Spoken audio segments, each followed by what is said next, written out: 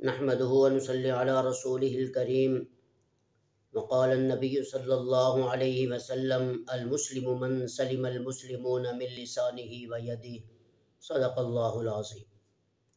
میرے عزیز نوجوان ساتھیوں، جناب رسول اللہ صلی اللہ علیہ وسلم کا ارشاد گرامی ہے کہ جو میرا امتی ان دو جبڑوں کے درمیان والی چیز یعنی زبان کی ضمانت دے دے، یعنی وہ اس کو فضول نہیں چلائے گا، فضول گوئی نہیں کرے گا، تو میں اسے جنت کی ضمانت دوں گا۔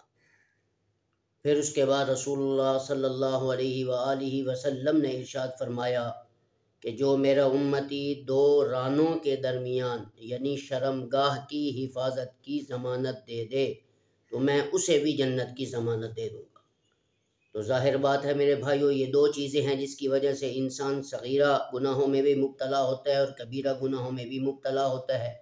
تو ہمیں چاہیے ہم اپنی زبان کی بھی حفاظت کریں اور شرمگاہ کی بھی حفاظت کریں، اور رسول اللہ صلی اللہ علیہ وسلم کے زبان مبارک سے جنت میں داخل ہونے کے جو کلمات نکلے ہیں، اللہ ہمیں ان کلمات کو حاصل کرنے کی توفیق عطا فرمائے اور ہم جنت کے حقدار بن جائیں۔ اللہ ہم سب کو ان دو باتوں پر عمل کرنے کی توفیق عطا فرمائے۔